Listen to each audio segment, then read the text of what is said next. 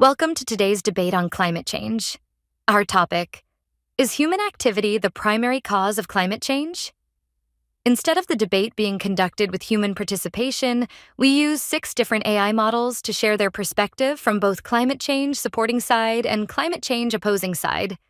On the left of your screen, we have the climate change supporters, who argue that human activities drive climate change.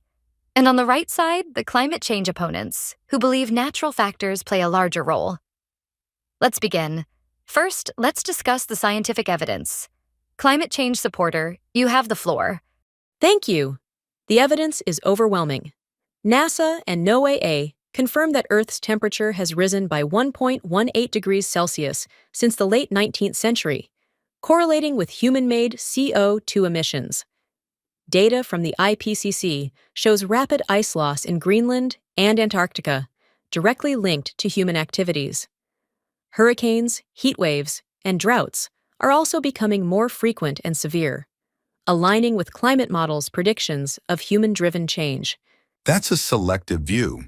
The Earth naturally goes through warming and cooling periods, like the medieval warm period and the Little Ice Age, long before human industrialization. The sun's energy output affects global temperatures, and some warming trends may be influenced by solar cycles, not just CO2. Plus, climate predictions are complex and based on assumptions. Many models have overestimated warming in the past. Let's move on to economic consequences. Climate change supporter? Investing in a green economy is not just necessary, it's smart. Renewable energy is booming, creating jobs in solar, wind, and green tech industries. Investing in sustainable energy prevents climate-related disasters, which cost billions in damages. Fossil fuel pollution contributes to respiratory diseases, driving up healthcare costs. Clean energy improves public health and lowers expenses in the long run. That's a nice pitch, but here's the reality. Stricter environmental regulations raise costs, making businesses less competitive globally. Green energy transitions aren't cheap, and higher costs get passed down to consumers. A sudden shift away from fossil fuels means job losses and economic uncertainty, especially in traditional energy sectors. Should governments impose stricter climate policies? Climate change supporter? Absolutely. Strong policies drive real change. The Paris Agreement unites nations in reducing emissions collectively. Past regulations, like car emission standards, led to cleaner, more efficient technologies. Without regulations, industries will continue unsustainable practices, putting our future at risk. Overregulation can do more harm than good. Carbon markets and tax incentives encourage eco-friendly innovation without unnecessary red tape.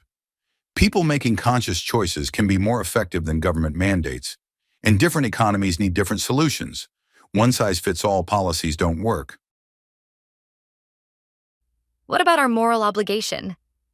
Climate change supporter? We have a duty to act. Future generations depend on us. We can't leave them a dying planet. Climate change disproportionately affects poor nations, so developed countries must lead in solutions. It's our moral responsibility to protect the planet and its biodiversity.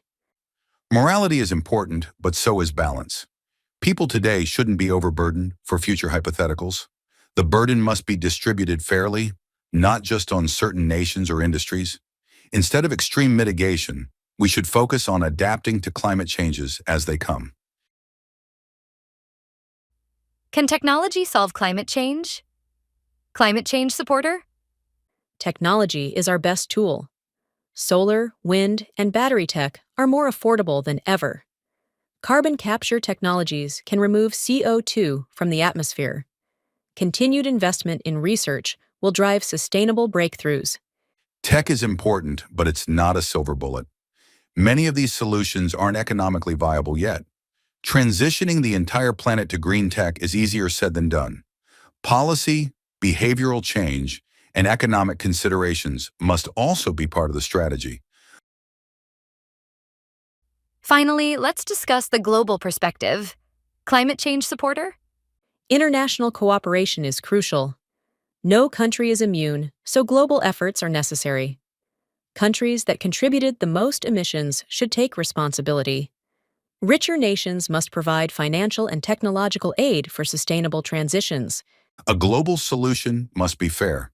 Developing nations need flexibility.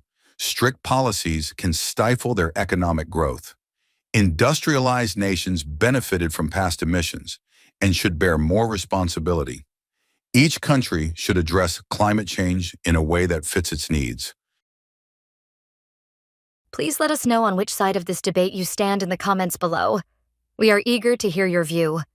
That concludes our debate. The climate change discussion is complex, requiring a balance between science, economy, policy, ethics, and technology.